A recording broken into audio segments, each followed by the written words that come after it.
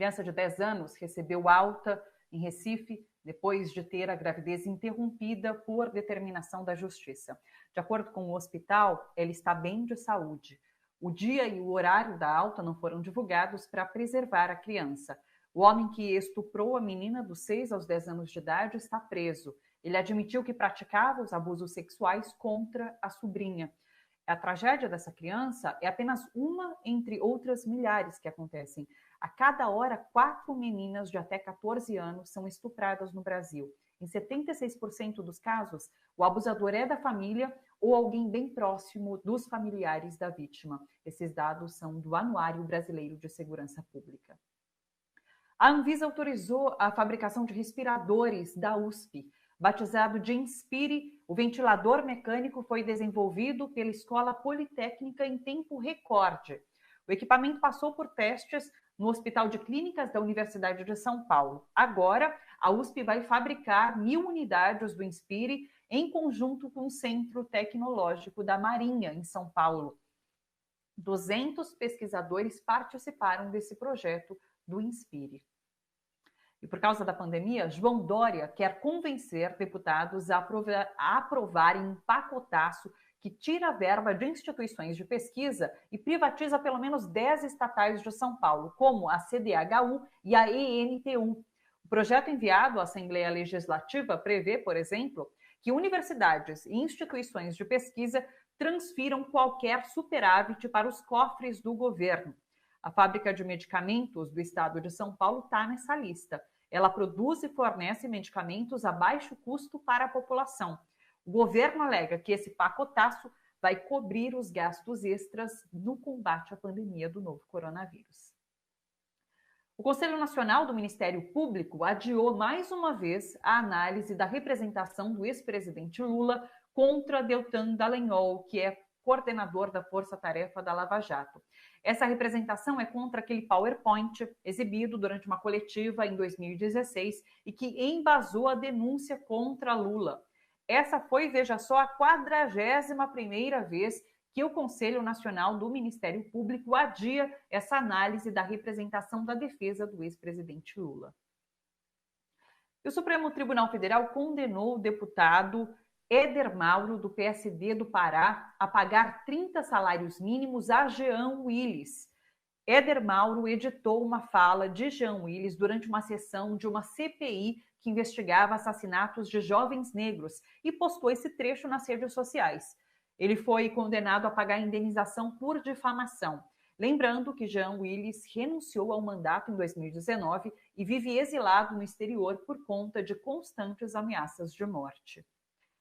E uma última notícia, o Carrefour provocou uma onda de protestos hoje ao deixar o corpo de um funcionário coberto com guarda-sóis numa loja durante 4 horas. No dia 14 deste mês, Moisés Santos teve um mal súbito durante o trabalho numa loja da rede em Recife, Pernambuco. O corpo dele foi isolado e coberto e a loja continuou funcionando normalmente. Clientes fizeram registro e postaram o caso ontem nas redes sociais. Moisés morreu por volta das 8 horas da manhã e o corpo foi retirado ao meio-dia. Em nota, o Carrefour disse o seguinte, abre aspas, mudamos os protocolos para que as lojas sejam fechadas em casos de fatalidades como essa. Seguimos à disposição para apoiar a família do senhor Moisés. Bom, sobre as notícias do dia, a gente conversa agora um pouquinho com o Leandro Fortes. Oi, Leandro, tudo bem? Oi, Thalita, tudo bom? Eu preciso falar uma coisa para você e para todo mundo que está vendo a gente. O Bolsonaro, o presidente Jair Bolsonaro, essa figura lamentável, ele suspendeu um anão em Corumbá, no Mato Grosso do Sul, achando que era uma criança. Ele promoveu uma aglomeração perigosíssima, ele mesmo que é um doente de Covid, não sabe se está negativado ou não, enfim. Mas ele pegou um anão, suspendeu no ar, e quando percebeu que era um anão, ele jogou a pessoa no chão.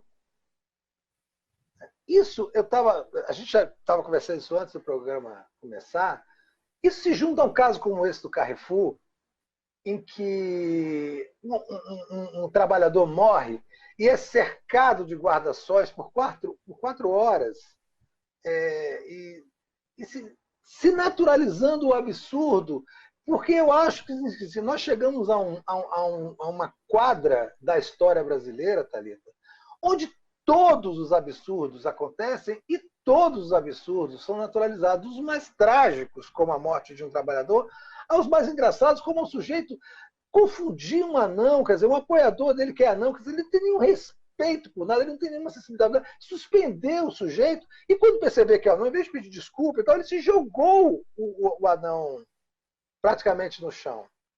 Se nós chegamos a um ponto onde todos os absurdos, todos estão sendo naturalizados, desde pessoas que são capazes de ir na porta de um hospital para se manifestar contra o aborto de uma criança de 10 anos de idade que foi estuprada sistematicamente desde os 6 anos de idade. Desde isso, até o arcebispo, presidente da CNBB, Dom Valmor, que muito bem disse uma amiga minha, que parece que tem nome de personagem sinistro de Harry Potter. Esse sujeito declara, sem nenhum escrúpulo, sem nenhuma vergonha, sem nenhuma humanidade, o presidente da Conferência Nacional dos Bispos do Brasil, uma liderança religiosa, católica, ele diz que é crime hediondo fazer o aborto, tirar um fruto de um estupro de uma criança de 10 anos. Então, nós chegamos a um grau de naturalização, desculpa esse desabafo, a gente tem outras coisas para comentar, mas chegamos a um grau de naturalização que todos os absurdos estão acontecendo no Brasil. Por isso que, assim, quando eu discuto que a gente dissipa demais as discussões, entra nas discussões de identitarismo, entra nas discussões miúdas da política pequena, nas briguinhas internas da esquerda brasileira e tal, nós temos problemas muito mais graves na superestrutura, digamos assim, social, moral do país, e a gente está perdido nessa história. Então, assim, no mesmo dia, o Bolsonaro joga um anão no chão, o Carrefour coloca o sujeito morto entre guarda-sóis dentro de uma loja do Carrefour e permanece aberta, as pessoas entrando e saindo, e virou uma área de visitação, caixotes, um cadáver e 4 guarda-sóis em volta. Né? E depois de tudo que precisava fazer. Então, assim, eu precisava fazer esse desabafo, porque eu acho que tem tudo a ver com tudo que a gente ainda vai conversar daqui para frente. Eu acho super interessante o estudo que você traz, porque muita gente, inclusive, acaba achando que situações como essa são cortina de fumaça. E daí a gente deixa de discutir alguns pontos por se tratar de cortina de fumaça. Mas eu acho que é isso que você coloca. São pontos que mostram onde estamos. Concordo absolutamente com você. Temos que falar sobre essas coisas também. Não é cortina de fumaça. É parte do absurdo total. Exato. Então, eu acho interessante expor todos esses acontecimentos. Passado isso, e vamos para mais um absurdo, que não deixa de ser também, eu queria que você comentasse essa questão do Conselho Nacional do Ministério Público. São 41 vezes que esse processo do ex-presidente Lula é adiado contra Deltan Dallagnol. Isso porque ontem o STF também, o Celso de Mello, ministro do STF, cancelou 2 processos de julgamento de Deltan Dallagnol também nesse conselho. Então é um conselho que não funciona. Não, eu acho que a gente já até comentou sobre isso outras vezes aqui. Assim, não há a menor perspectiva de justiça dentro do Conselho Nacional do Ministério Público. Aquilo é uma confraria ultracorporativa que foi fundamental, inclusive, Thalita, na perpetuação dos arbítrios da Lava Jato. Né? Assim, ela fez parte da engrenagem de blindagem que fez da Lava Jato um Estado dentro do Estado, porque ela deu guarida para que esses procuradores da Lava Jato, essas figuras sinistras da República de Curitiba, que se arvoraram de ser os donos da justiça brasileira e que passaram por cima da Constituição, do Código Penal, enfim, se transformaram em criminosos atuando em nome da corrupção, da anticorrupção.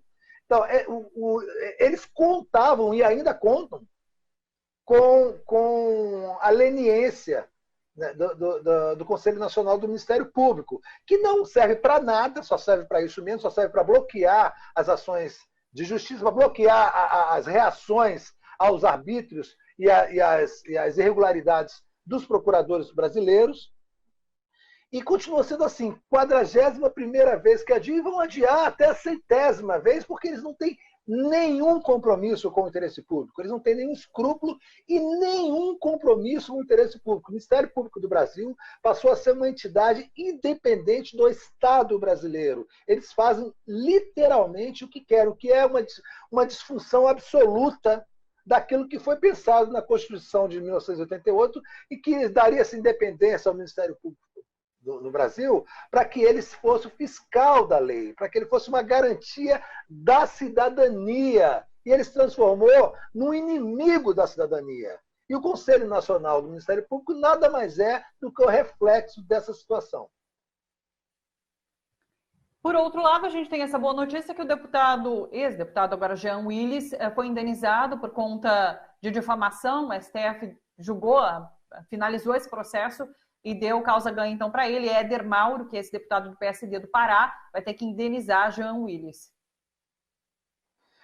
Thalita, antes de sair do Brasil para não ser assassinado pelas milícias bolsonaristas, pela milícia que matou Marielle Franco e Anderson Gomes no Rio de Janeiro, antes de sair do Brasil para não ser assassinado, Jean Willis conseguiu que o Facebook retirasse do ar 1 milhão de fake news.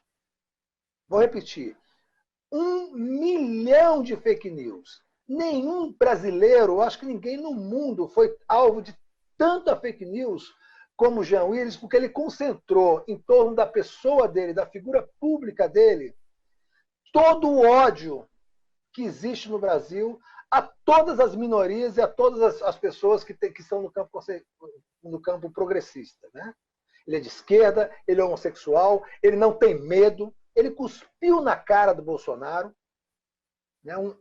Quando a normalidade voltar e o absurdo parar, talvez a gente seria interessante fazer essa estátua na frente do Congresso Nacional do Jean Willis cuspindo na cara do Jair Bolsonaro como uma homenagem a Jean Willis por esse ato dele.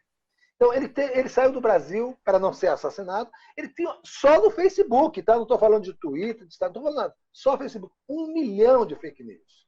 Então, tem muito mais gente, além desse Éder Mauro, que é um débil mental, repetindo, é um débil mental que tatuou o nome do Temer no próprio braço, né, depois do golpe de 2016. Se não me engano, ele é aquele sujeito que soltou um estopim de serpentina e confete dentro do Congresso quando foi votar contra a Dilma. Então, é um sujeito desse, né, é uma figura como essa, que representa o bolsonarismo de forma simbólica e emblemática, como poucos representam, que produzia fake news contra uma figura como Jean Willis, uma figura nobre como Jean Willis. Então, assim, que ele seja condenado é realmente, como você disse, um alento muito importante, é um sinal de que a justiça, apesar de tudo, apesar do aparelhamento fascista que o Poder Judiciário tem, está funcionando em alguns momentos. Ele foi condenado a pagar 30 mil reais, parece que está entrando com recurso, é natural, mas só a decisão já é um alento, sim, para todos nós. É isso, Leandro. Probleminhas com áudio agora no final do Leandro, mas acho que está tudo certo. O Leandro ainda está comigo. Tá comigo. Eu estou aqui. A gente tentou aqui correr atrás do vídeo do anão, mas não conseguimos. Eu vou ver se eu dou um jeitinho até o final do programa a gente rodar esse vídeo para que as pessoas possam também ter acesso. Eu estou conversando com você. Ó, eu estou conversando com você e estou lhe mandando ele agora pelo WhatsApp. Mande-me. Se eu conseguir, eu vou até aqui pelo meu próprio celular, tá bom? Então, daí... o Gui consegue rodar pra gente. Nosso corte aqui vai rodar pra gente, tá bom? Mas, Leandro, de qualquer forma, um beijo grande pra você. Obrigada demais. Até sexta-feira. Muito obrigado a você, Thalita. Um beijo grande também.